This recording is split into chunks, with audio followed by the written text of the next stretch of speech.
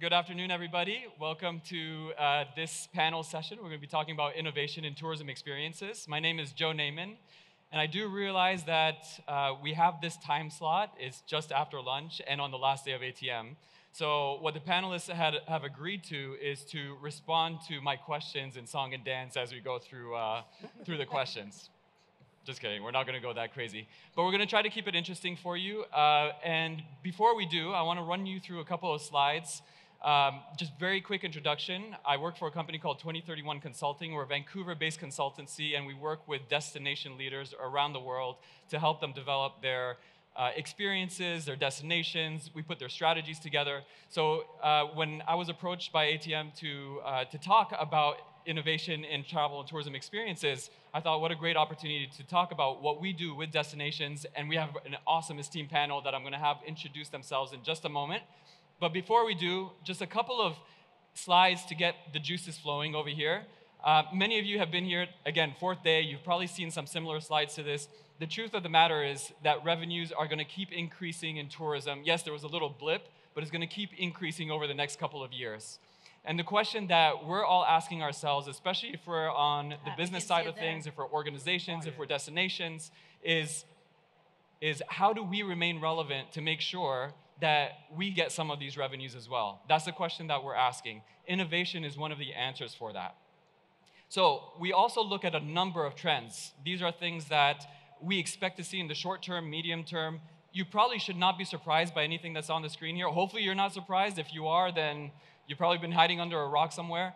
But these are things that we're talking about on a continuous basis in our industry. We do a trend of trends every year, actually every couple of months, to see what's going on, and we try to advise our clients as well so that they're prepared. And the first thing is, and we are just talking about it in the previous session as well, is the changing demographic.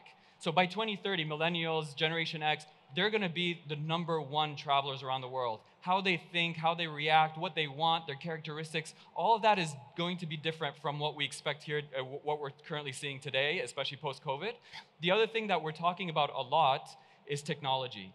And we're going to probably talk a little bit about that today, actually probably a lot about that today. Of course, we think innovation, we think technology, but it's also how do we get away from technology? Because innovation isn't only technology related. So we're going to talk about that. The other thing that we're seeing is a whole bunch of focus on community development, more purposeful type of travel, and that's what millennials and the travelers of tomorrow are looking for as well. So these are trends that we're seeing already taking place, taking shape today, and they're going to continue over the next couple of years. How do we continue to innovate? Again, that same question, so that we get a piece of the pie, so that we get a piece of those revenues. How do we continue to remain relevant? I'm going to throw a crazy slide up here. It's kind of difficult to read, but I'm going to explain it to you very quickly. We run a lot of research to help advise our destinations so that they understand where the gaps are, where the opportunities are, and they try to bridge both of those. And we run these numbers across various markets. We run these numbers in a number of destinations as well. So right here we have UAE, KSA, Morocco, Greece. We just thought we'll use a couple of examples in the region. This is a spider chart that shows the ranking of the different types of experiences that markets, in this case the UK market, is looking for. And this is based on actual research. So we know when they think about a trip to the UAE, they're thinking about shopping, #1. But they're not really thinking about taking care of self and soul wellness. You see that's a little bit lower on the map. KSA, everyone's talking about KSA. They have a huge stand here. It looks really great. The future, I know we were talking about that right before coming up on stage. Visiting historical sites, that's something that consumers are looking for in a trip to KSA. So in our minds, when we look at numbers like this, I'm not going to go through the rest of these things, just a couple of examples, it helps us understand where those gaps are, where the opportunities are, and the innovation is how do we bridge those gaps and opportunities. I'm going to show a couple of slides here. Again, this is to get the juices flowing. I want you also to think about questions. I'd like to open up the questions to the audience towards the end of our panel discussion as well. So if you have questions, jot them down. In the last 5 to 10 minutes or so, we're going to see if there are any questions in the audience as well. The question is, how can tourism experience providers remain relevant? And we're going to be talking a lot about innovation, but this is the question that we're trying to answer. You see technology up on the screen? Yes, that is one of the things that we're using to continue to innovate. We're going to talk a lot about technology today, but it's also how do we get away from technology? How do we simplify our lives? how do we make experiences more personal? How do we, and that's also innovation. How do we make experiences so that travelers can find themselves, can get away sometimes from the burdens of everyday life. So we have a couple of slides here just to get the juices flowing. We talk about adventure, sustainability. I'm going to stop there, and I'm going to introduce our panel. Actually, have them introduce themselves. We're going to start with. I'm going to go in order though. Joss, why don't you start? Please introduce yourselves, 2 minutes or so, and tell us an experience that you've had recently that you found particularly innovative, and why, as you introduce yourself too. Sure. So I'm Joss Croft. I'm the chief executive of a trade association called UK Inbound. We represent about 370 UK-based travel businesses, sightseeing tours, accommodation, tour operators, all of those different types, destinations, of course. And really our role, interestingly, our role has very much historically been around trying to drive a return for our members' investment. Over the past 3 years, we've actually spent a lot of our time in terms of lobbying government to try and get them to implement policies that remove barriers to travel rather than putting in restrictions that we saw over the COVID period. I'm lucky enough, I live in a part of the United Kingdom called the Garden of England. And I guess probably for me, something, and not necessarily experience I've had over the past few weeks, but certainly something I'm looking forward to this weekend, which is at the moment, it's 2 seasons in the UK. It is the bluebell season in the ancient forests of England, and it's also asparagus season for eating as well. Right. So something to do with food and drink, and also that nature, that relaxation, and that rest that I think everyone needs after a good dose of ATM. Excellent. All right, and we're going to talk about how innovation plays into those types of experiences as well. Thank you very much, Joss. Farshid, up next, and also tell us either a recent experience or something that you're going to experience that you find particularly innovative as well from a tourism perspective. Farshid, I'm a CEO of the Turpal.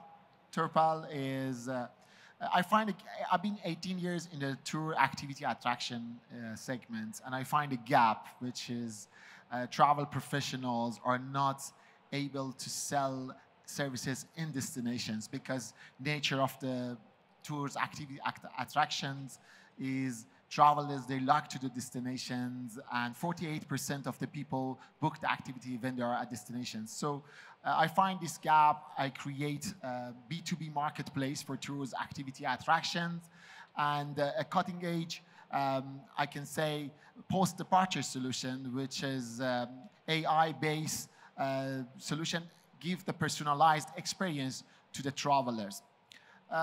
Personally, what I find as an innovation in the travel industry is personalized experience can bring so much of into the travel of the travelers, especially when it comes to the education, when it comes to show them the culture, this is something travelers they're demanding quality experience and also reach to the culture of the destinations that they're traveling.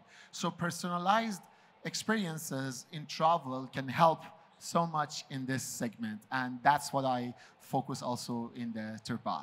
Excellent. Thank you, Farshid. We're definitely going to ask you some specific examples, perhaps, that you could provide and around innovation, because you're providing the technology perspective as well, which is really great. Thank you. Oh, and what about an experience that you've had recently that you found particularly innovative?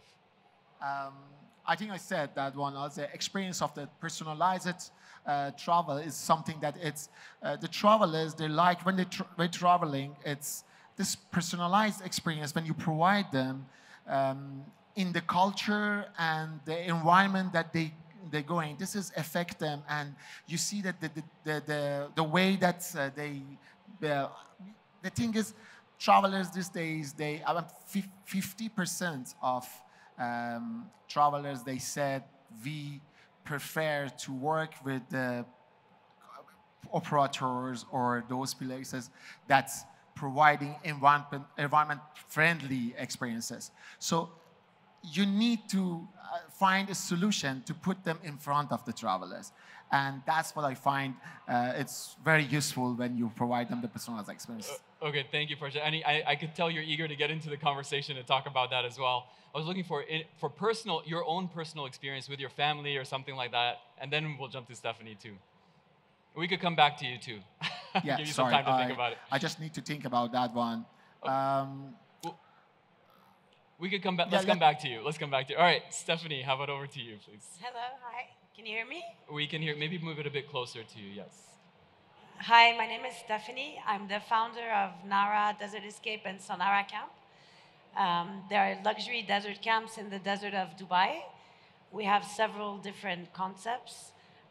One is a lodge where you can sleep over, and we offer loads of different type of personalized experience with our private camps and a lot of different adventures in the desert. My own personal experience was last week. I took the kids to Hatta, which is really nice. It's an hour and a half drive from Dubai. And it was great for them because we cooked our own barbecue. We slept in a trailer. Luxury was there. It was quite clean and neat. But it was, you know, a bit of a nice camping, upper scale camping. And we learned how to do our own barbecue, which was surprising because with all the desert camps I have, I didn't even know how to light a barbecue myself. I had to send a video to my chef to ask him to show me how the charcoal works. But I think for the kids, it's great.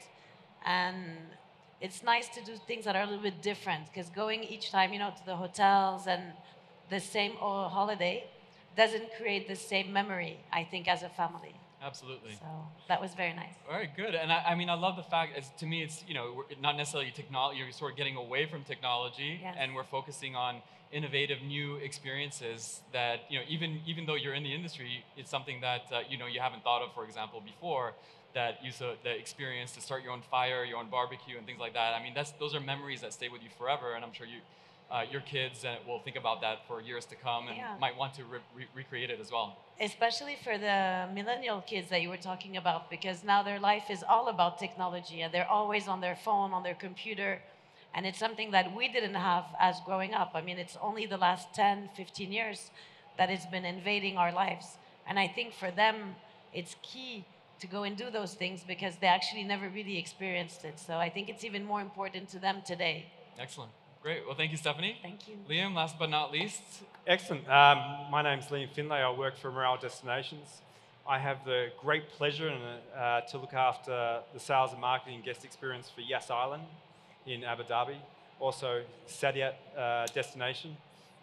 We also look after the sales and marketing for the attractions, such as the theme parks on Yas Island and also other attractions such as Qasr Al Watn, which is the presidential palace. And the question was? Oh, the question, a recent or potentially future experience that you're looking forward to having that you find particularly innovative, something maybe you've done with your family or alone or with a group of friends? I'll give you two, one for me and one I think is interesting, yeah? So one for me, two quick ones, yeah? So ChatGPT. Yeah. The ability for me to write emails and do LinkedIn posts is just amazing these days, yeah? It's for me, I know we've been talking about AI and I've been hearing AI for 5 years and I didn't even understand what they meant by it. I truly started to understand what they meant by it and it is fascinating, yeah? Another one is experience. On this is how the next generation are absorbing content. Every night I go home and my kids are watching YouTube instead of me watching Netflix or something. And the shows they watch are just like, I remember when I used to criticize my parents' viewing. Now I'm criticizing my kids' viewing. I really don't understand what they're watching. But it's just local content, just creating this local, constant content, yeah? But they're enthralled by it, yeah? And for me, I find this really exciting to see how content is getting created to create experiences and create knowledge. But also there's good and bad to it, yeah? Because like we need to make sure that what the kids are watching is something which they grow from it, yeah? So I think they're my two. It's a whole other world. You know, once you start getting into it, I don't know, for those of you who have kids out there, a whole other world, you know, that exists that I didn't even know existed. So, okay, great. I'm going to come back to you, Farshid. Have you had a chance to think about your personal? Yeah, I was trying to go back to my memories. It's sometimes a lot, and you cannot find it. Like a restaurant, and you're looking for it, you cannot find it. My kids, they have. We just recently went travel with the kids to France, and then I see my smaller child. She knows a lots of things which is there, and I ask him, ask her how you know this one. She involved with these games that they have the cities and then they know everything. So they travel really very obvious. They travel with the details. And they know everything in the details, you know. Just many years back, my kids was learning from the, let's say, cartoon, what is happening. But today, they can feel it with the details. And that she was explaining me everything, that what is that included. So that surprised me. And I see the new generation is totally, they will see the word before they travel with that one itself. Yeah, So I mean, the amount of information that they collect and that's out there right now also, I mean, very, you know, it looks like we're going to be talking about our kids a lot. I'm not sure. Lots of experiences around that. That's good. Okay, I'm going to start to get into some of the questions that I had, and I'm going to look at you first, Stephanie, and then eventually I'm going to move to you, Liam, as well. You know, I'm going to start with you, Stephanie, because, you know, was 5-6 years ago, was it? Or yeah, maybe you can give us a little bit of the background, but you started this amazing, innovative product for Dubai from scratch. Walk us through your thought process then, and how has it changed now? Because I'm sure you want to continue to innovate, to continue to provide experiences to folks. I know in our discussions, you talk quite a bit about your gut feeling and what kind of role does that play as well. But tell us a little bit about the innovative process that you went through to create what you've created, and maybe give a bit of an example of what that experience is so everyone here knows what Nara is about as well. And then on the other side, once you're done, I'm going to move to Liam, you know, where some of the assets and experiences that you have are well established. So you're coming at it from a different angle because you're trying to continue to innovate, to continue to appeal to the right visitor markets and segments, and ultimately get people to spend more money in your destination. So Stephanie, we'll start with you, and we'll sort of go through, you know, that timeline that a business might take to get to something like what Miral does as well. So 5 years ago, I had an idea that I felt, well, let's start it this way. By living in Dubai, you have a lot of friends as an expat visiting you. And one of the things they want to do is to go to the desert. And I felt that all the desert camps that I had visited were very tourist driven. And they had, you know, a lot of the big buffet and a lot of the local traditions. And what I wanted as a person to experience in the desert was a really nice, you know, fine dining, a little bit more refined, that we can, you know, sit and enjoy our food together, but in a more exclusive way. So for example, as you know, I used to work in a bank, I didn't want to arrive at 5 p.m. for the sunset because sometimes I'm late and I want to go later for dinner. And you know, all these things, there was a lot of constraint with those camps that existed. So I decided to create a more exclusive camp where people have more customization and more personalized experience, and to keep as well the local tradition, but in a bit more modern way. So the idea is that you can, you know, come to Sonara camp, which is, you know, our sharing camp, more or less at the time you want. You can watch the Falcon show if you want. You can go on the camel ride if you want, but it's not like a pre-organized tour. So we have a lot of options for the guests, and they can customize it, you know, a bit to their own taste. Then, so I really started small, you know, from my kitchen. I had 4 employees. I went and bought my own couches, my carpets, my little fairy lights, and I decorated the camp the way I wanted to do it. But it was very small, and it was just, at the beginning, it was only for one family at a time. And gradually, every year, I grew and I grew. And now we probably host 4,000 to 5,000 guests every month. We have 180 employees, and now we're much more structured. So, you know, but I grew as well just by gut feeling, because sometimes, you know, I have the opportunity, they show me a new land, or I met an amazing architect with who we became friends, and I told him my dream is to have a Nara signature tent to sleep in. And so he created this new concept for me, which is called the Nest now, that we opened this year. But it was all, you know, it was not planned. It's just, you know, maybe next year I'll do something else. But it's just, you know, as you said, my gut feeling. And so it's not really calculated. I just feel like me as a client, what do I want? And what am I looking for? And for example, I love camping, but I honestly don't like to come with my 12 Tupperware and my coolers and building my own tent. And it's not that I'm that snob, but it's hard work. And I have 4 boys, 4 kids, and they don't really help, but you have to pack a lot of things for them.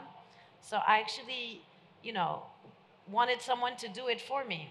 And so that's how I created Nara, was really, to have someone do it for me. and and I think it's a little bit that is as well. What experience that you like as a person. And I think, when you do something and you really think of the client, you really think of your guest and their experience, I think that's when you're right. For example, I don't like business plans. I don't like org charts. I don't like meetings because I worked in a bank for 18 years. And I don't think you have to continue today managing your company the way our parents and grandparents were managing their companies.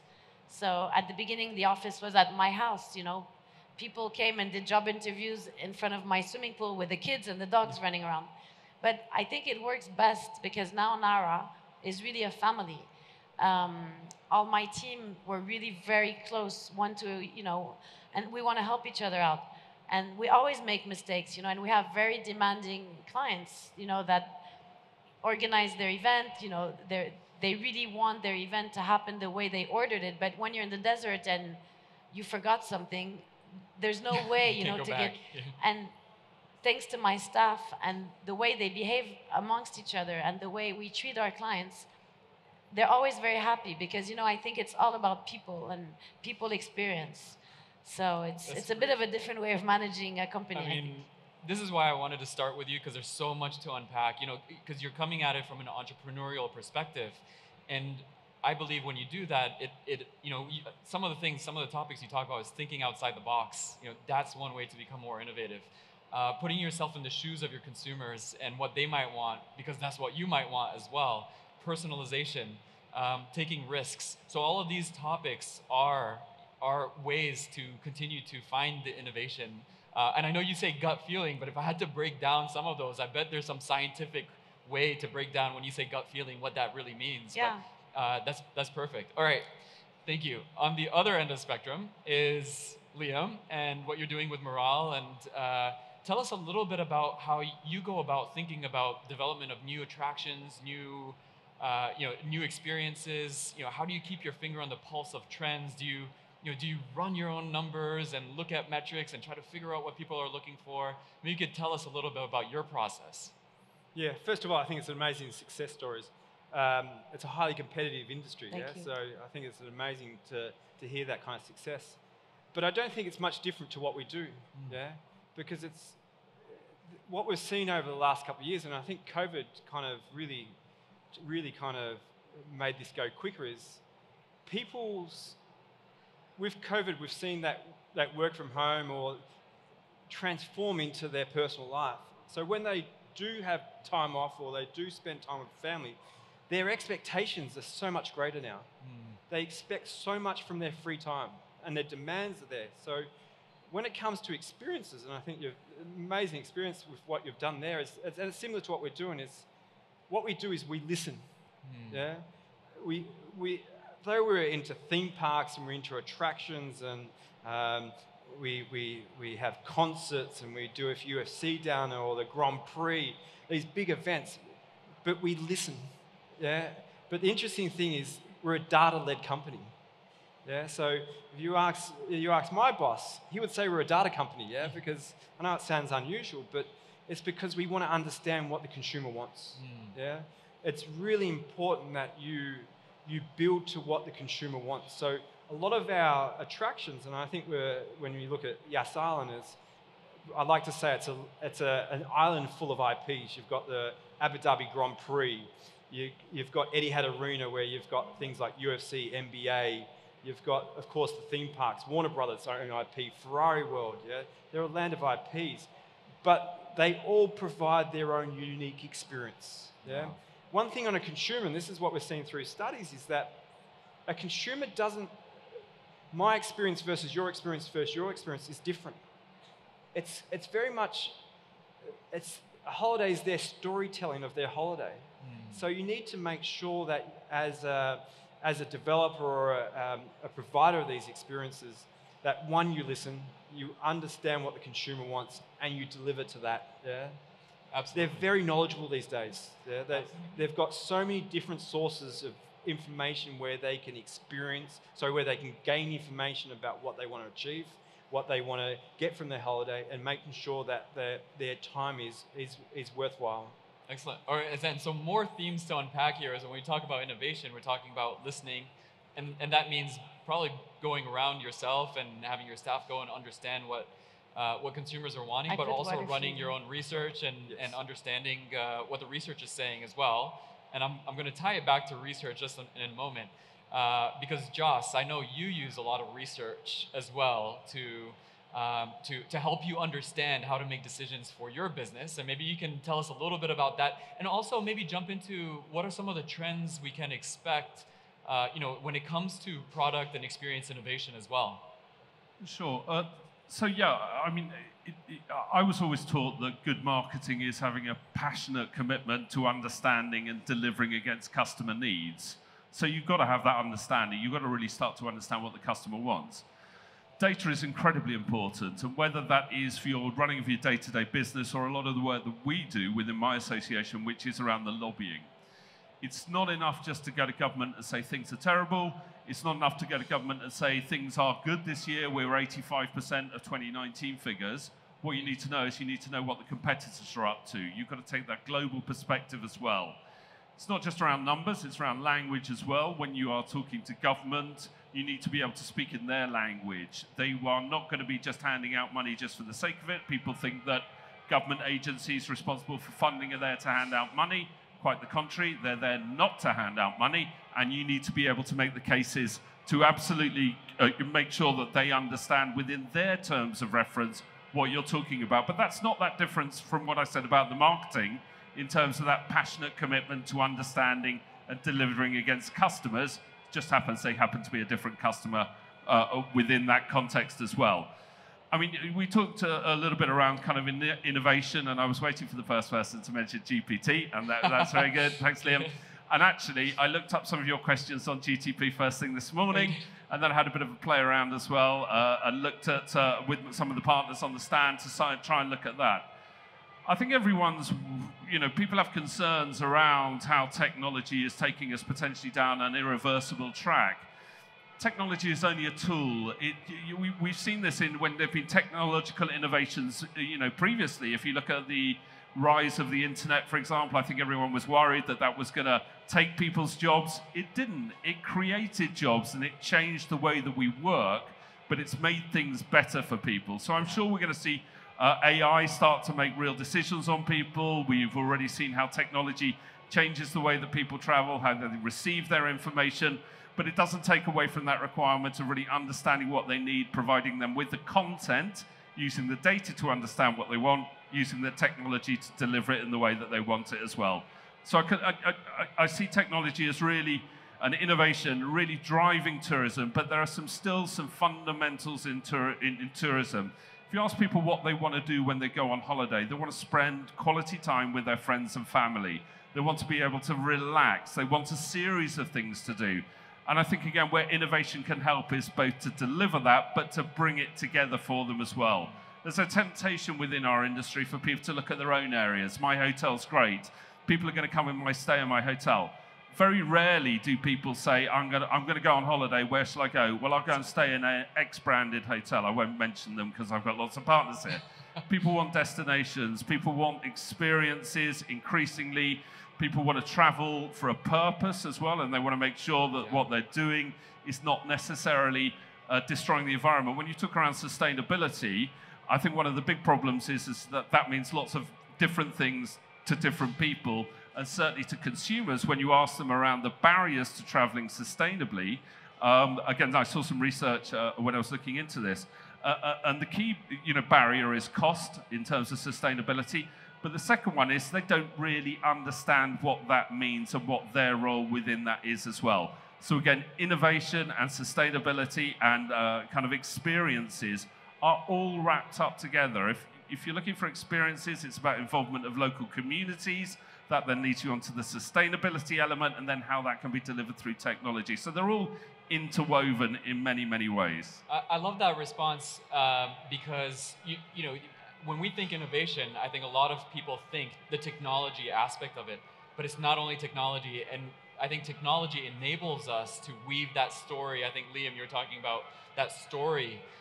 It enables us to weave the different experiences together to really provide a more personalized, customized solution or experiences for folks as well. So yeah, thank you for the response. And by the way, just a very quick aside, I also use ChatGPT to prepare for this session. So so it is definitely you know, taking over a part of our one word life. of warning around ChatGPT, and again, I was playing around with it, one of the audience members here today, and we were just having a bit of fun and looking at things.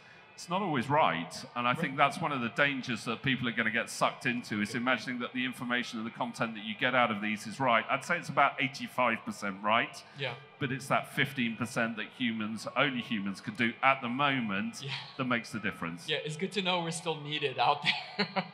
All right, thank you. But you know, a good segue, Farshid. We're going to talk a little bit more about the technology aspect as well. You know, tell us how you came to create your business.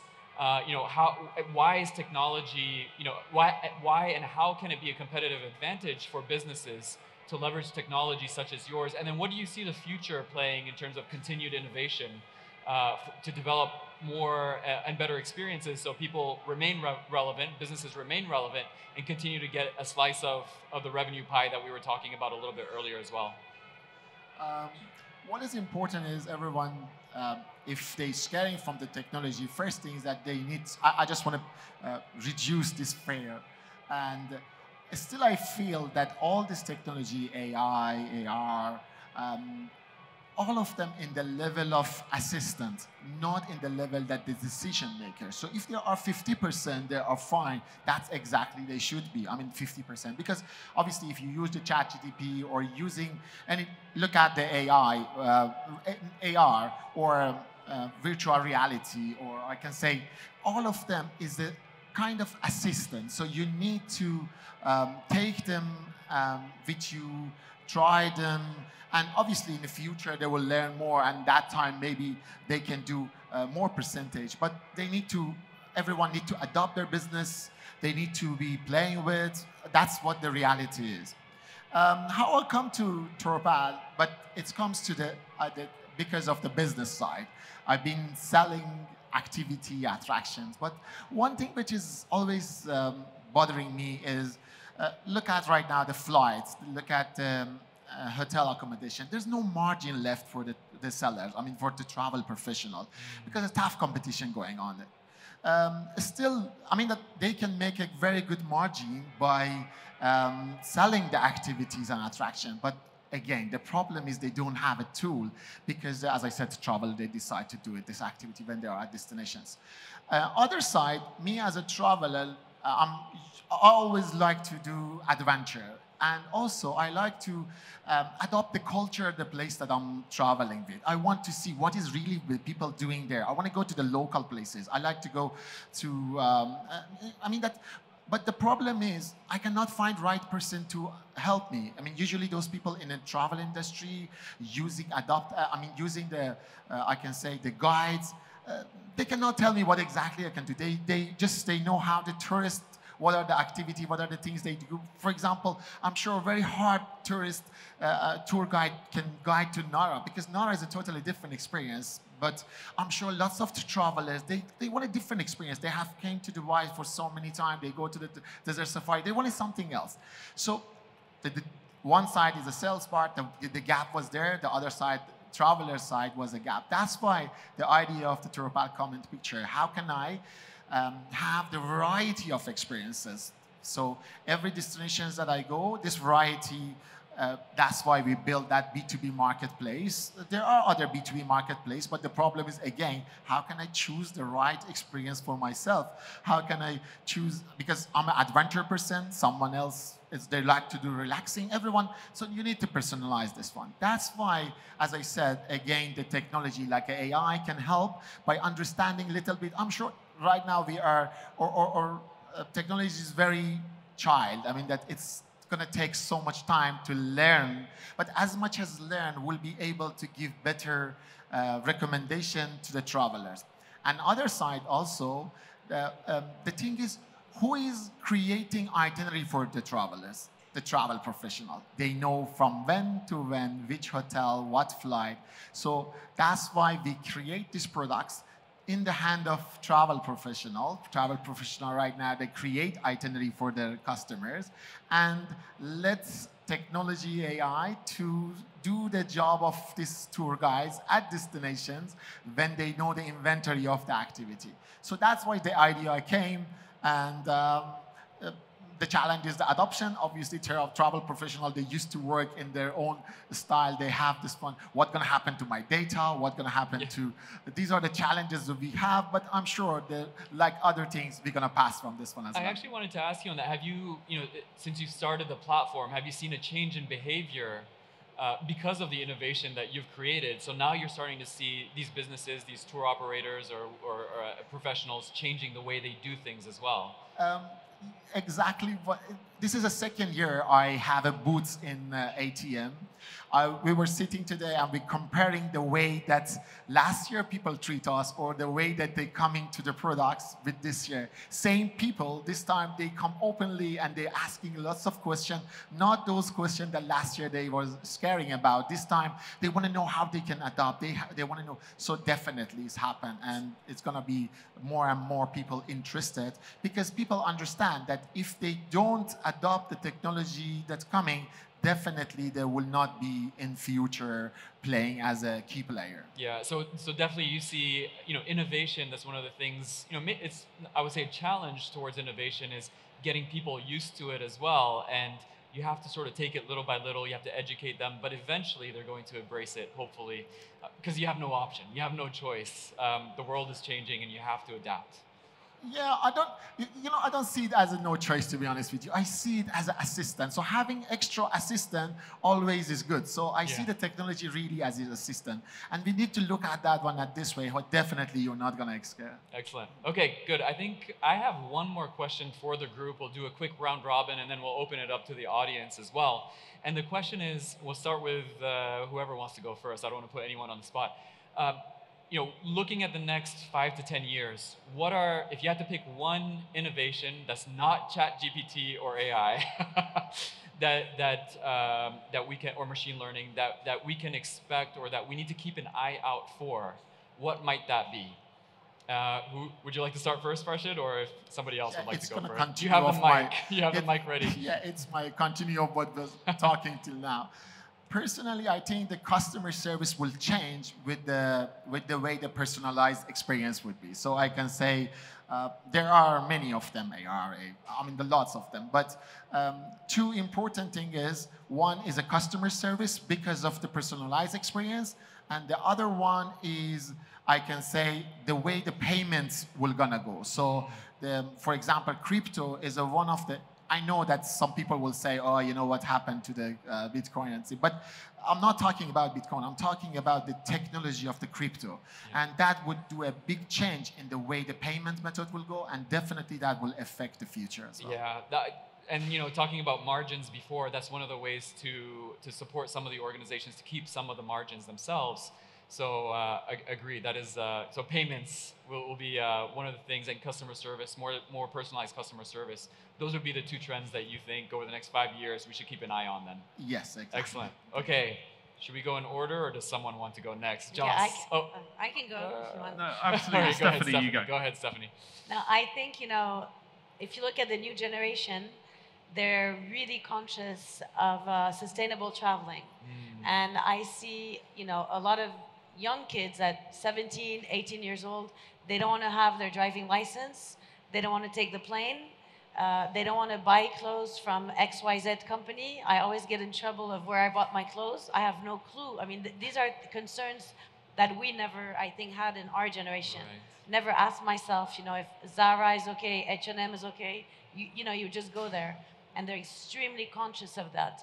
And I think that the market and the travel market will have to start, having new ideas, because they're more conscious than we think they are. I mean, like plane is really an issue. Cars is really an issue. And so I think these are spaces we need to look out for. I was hoping that someone was going to mention sustainability, and I think we should probably patent your idea because there's a business somewhere behind that as well. We're looking at the changing demographics that we talked about earlier. And exactly to your point, travelers will not choose to purchase certain products or experiences because of the sustainability perspective of it, the climate change impact that it might have. And so that is going to have to change the way that we think about innovation as well. We need to consider those things.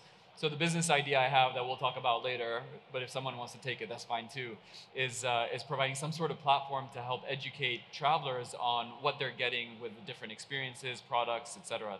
Or maybe it exists out there. Who knows? Maybe if it exists, please tell me afterwards because I'll be interested.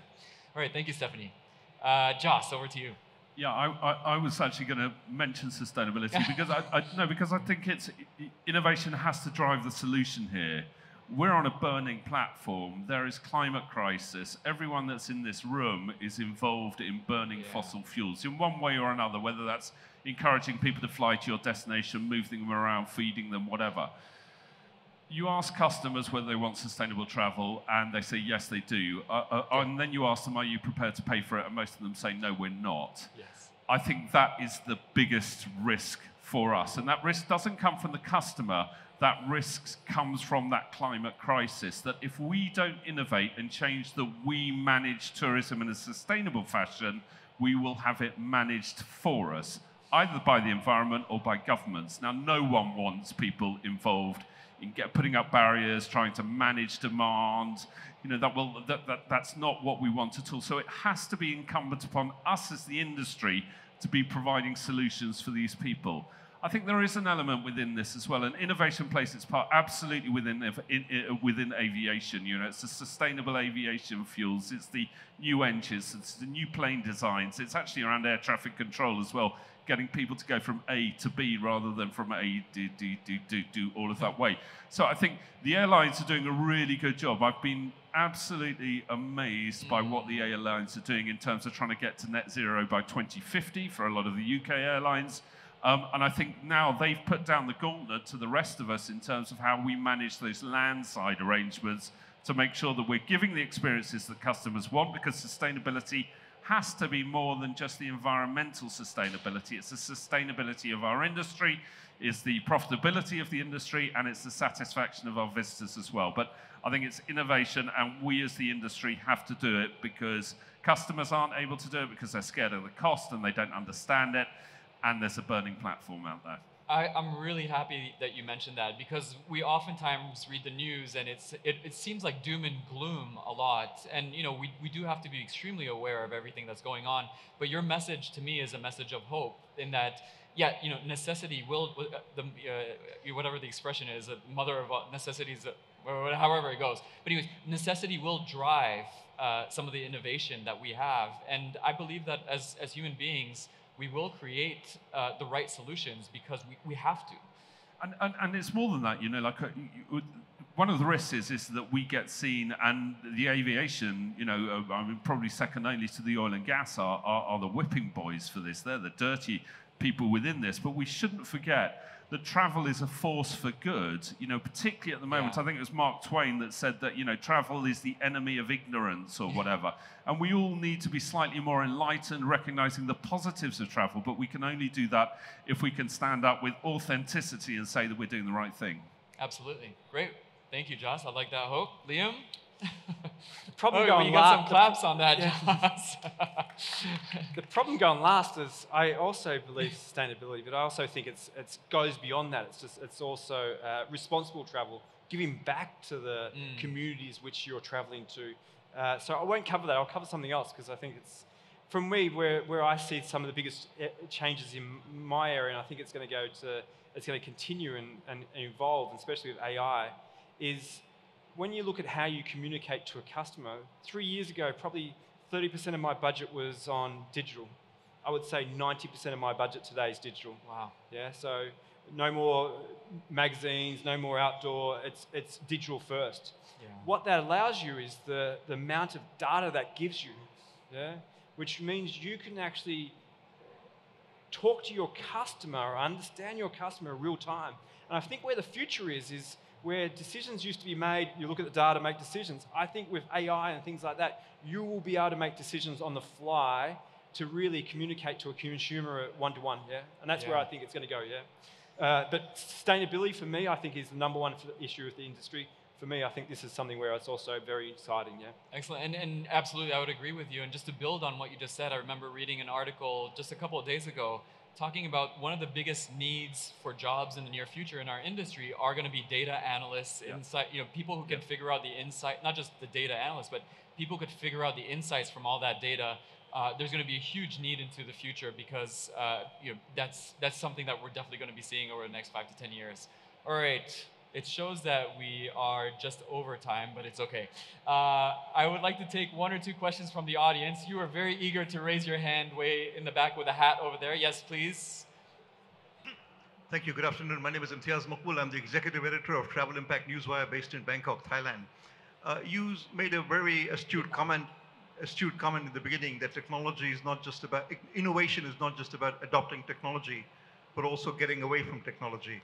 I'd love to hear some really good ideas from the panel on how you can actually innovate by getting away from technology. Oh, that is a great question, and I look at least immediately to you, Stephanie, on that as well, because what you've done is create a very innovative product in the desert, and part of it is you're getting away from technology. You're talking about your kids learning how to make a fire and barbecue, and no, and it's true that, I mean, for example, I took a choice that at my camp, when you arrive at the gate, one of the options to be transferred to our camp, obviously you can go by Land Cruiser, which is the normal choice, but actually we gave the option to guests to use camels. So, I mean, if you really want to be eco-friendly, then you shouldn't, drive to our camp. You should use our camel, and it's a 25-minute ride. For example, as well, I don't have Wi-Fi, and sometimes guests ask us, do you have Wi-Fi, phone chargers? Minimal, we have minimal for us to operate, but we don't really give it to clients, and if they really want it, we'll give it because we don't want the client to be, super unhappy, but the idea is to be in the, in the desert and to disconnect. But it's not always easy to educate people to come and disconnect. So we do a lot of these, actions, and actually, people come and, well, you know what, they can't use their phone for a couple of hours, and they spend, 12, 24 hours with us, whatever the event is, and they feel so relieved the next day. So it's like a bit of a digital detox. And I think all these little actions, it's like with our children, it's just to educate them in that, is to see, well, actually, we lived without it for so many years. We can survive without it for 1 day or 1 week. So that's how my little piece that I can, innovate in that. I would probably add to all the trends that we talked a little bit about earlier. With more and more information, with more and more connectivity, I'm willing to put money down that we're also going to need more and more the ability to disconnect and get away from it all in order to recharge our batteries. So 100%, I believe that is going to be a trend that we're going to see more of that movement towards wellness, health and wellness and spiritual well-being and all that kind of stuff over the next couple of years. We're going to see much more of that. And those are innovative products that are not technology related. So thank you for your question. Hopefully we answered it. Any other questions in the audience? I think there was maybe time for one more, Brooke. What do you think?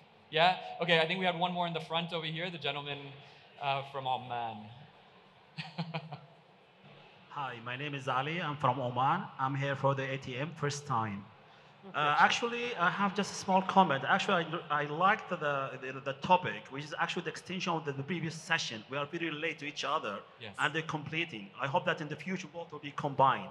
So the question to the panelists, do you think, I'm not talking about the companies or the operators, I'm talking about as a destination itself.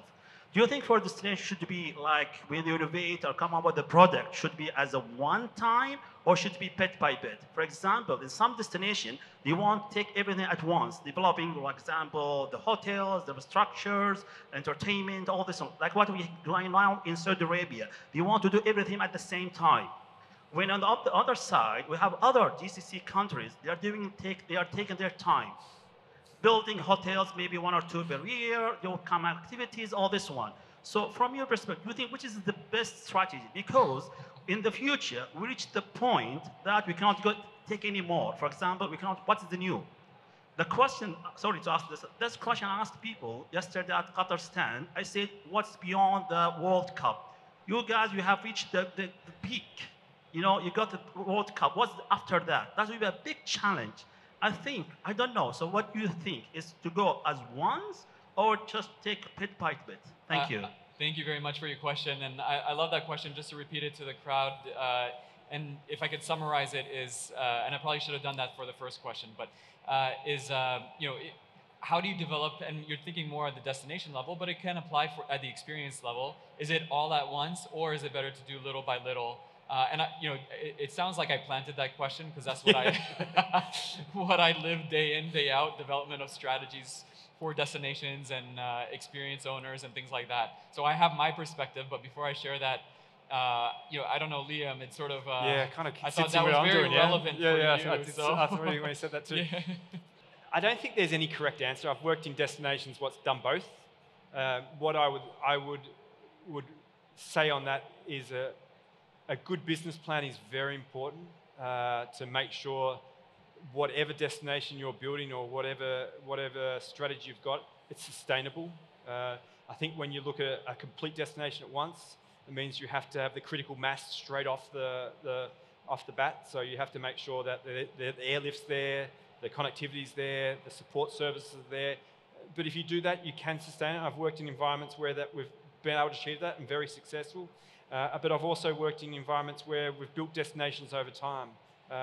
The benefit of building destinations over time is you need to evolve. You have to evolve as a product. You need to understand what the consumers want.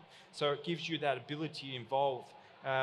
And when you look at returning guests and things like that, they want something new every time. So basically, you give that ability. Yeah, I don't think there's any correct answer, but I would make sure that a good business plan is vital for this. Yeah, and that's when I say business plan.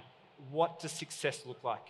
Yeah, because you need to make sure that there's a lot of jigsaw puzzles to come. Yeah, and it's easier over time, but one go you have to get a lot of things right. Yeah. Yeah, I would actually absolutely agree with you, is that there's no right or wrong answer.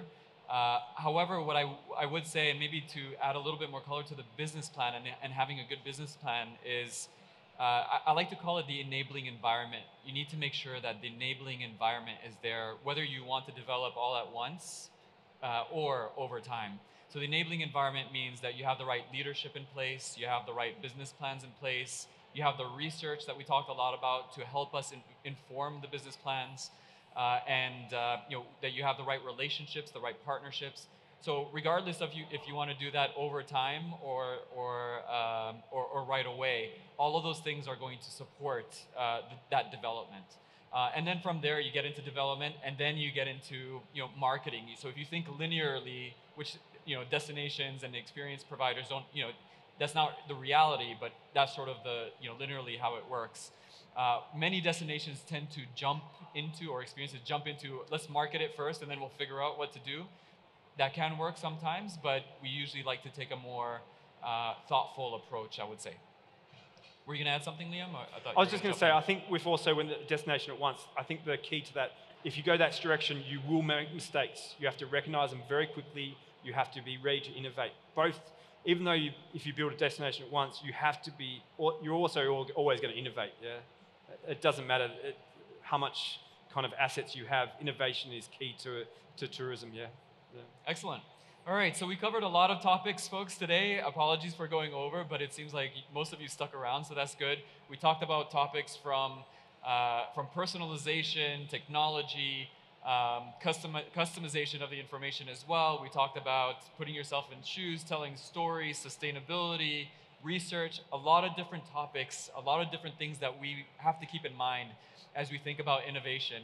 I think most of you are going to be around for a couple of minutes afterwards. If there are any other questions, I hate to stop it right here. I'm enjoying the conversation, but I wanted to thank each of you, and I wanted to thank the audience as well for joining us in today's session. Thank you. All right. Thank you.